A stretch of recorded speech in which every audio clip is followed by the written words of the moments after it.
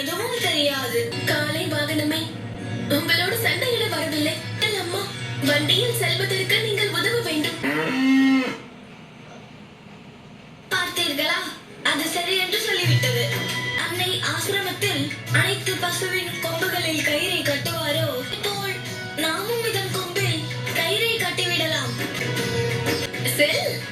செல்லவா? ஐயோ செல்.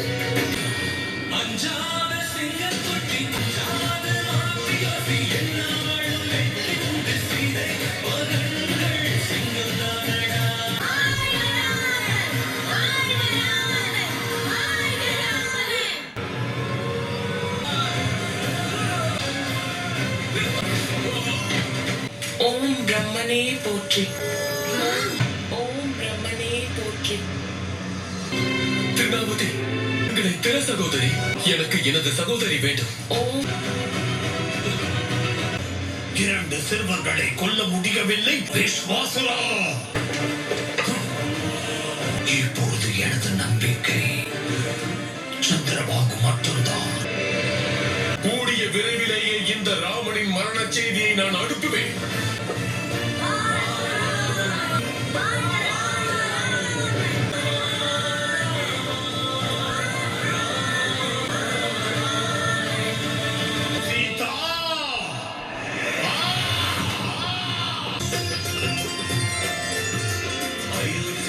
அயோத்தியின் கொடி, தாங்கள் அங்கு சென்றிருக்கிறீர்களா? இந்த தர்ம நகரத்தை பற்றி நிறைய கேள்விப்பட்டிருக்கிறேன். ரகு வம்சத்தின் மூதாதையர்களின் சிலைகளும் நிறுவப்பட்டுள்ளதாம். ராமரும் அங்குதான் வசிப்பதாக சொன்னார்கள். கவனித்தாயா? அயோத்தியின் கொடி. இதை பார்க்கும் பொழுது என்ன தோன்றுகிறது? கூடிய விரைவில் நம் குருதேவர் நம்மை கூட அயோத்திக்கு அழைத்து செல்வார்.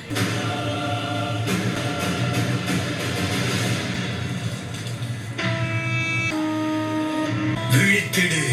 உனக்கு நான் எனது உருவம், எனது சக்தி, எனது அடையாளத்தை வழங்குகிறேன். அதர்மம் தலைவிரித்தாட வேண்டிய நேரம் வந்துவிட்டது. சீக்கிரத்தில் நாம் நகரை சென்றடைந்து விடுவோம்.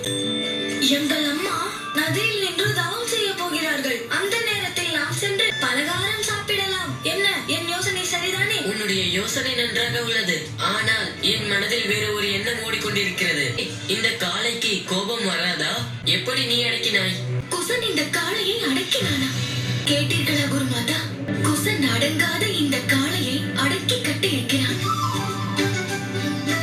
இப்பொழுது நீ பொய்யுரைக்க ஆரம்பித்து விட்டாயா? இதை நான் மட்டும் செய்யவில்லை, நானும் மன்னனும் சேர்ந்துதான் அனைத்தும் செய்தோம். லவா, என்னம்மா என்னை கூப்பிட்டீர்களா? வாயை மூடிக்கொண்டு வர தெரியாதா? நான் வேண்டும் என்று அப்படி சொல்லவில்லை. யதார்த்தமாக என் நண்பனோடு பேசிக்கொண்டு வந்தேன். அம்மா,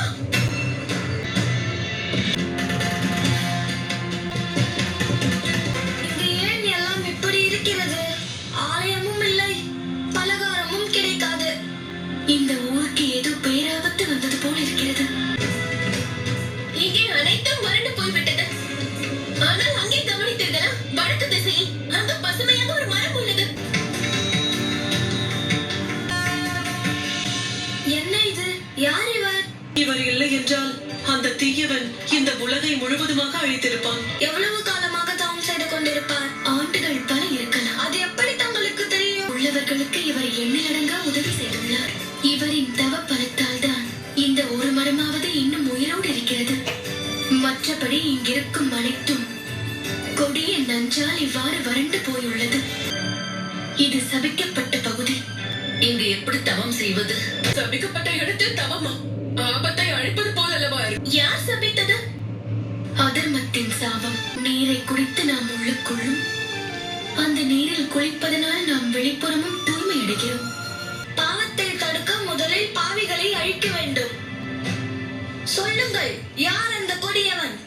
அசுரர்களின் தலைவன். அவனுடைய தீய செயல் இந்த பகுதியை தாண்டக் கூடாது என்பதற்காக நீ அந்த பாவியின் முடிவுதான் என் பாவத்திற்கு முடிவாக இருக்கும். அந்த அசுரன் இந்த நதியை அவன் கட்டுப்பாட்டில் வைத்துக் கொண்டான். நீரில் முதலையாகவும் கரையில் மனிதனாகவும் வாழ்வான் மகராசுரன்.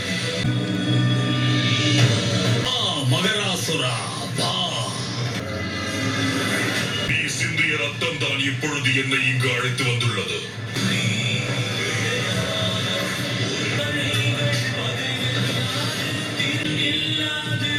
என்ன இது? வீரச்சந்திர பாகு இறந்து விட்டாரா? ஓம் பிரம்மனே போற்றி. ஓம் பிரம்மனே போற்றி.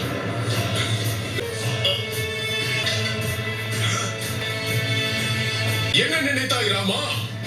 அவ்வளவு எளிதாக என்னை கொன்று விடுவாயா?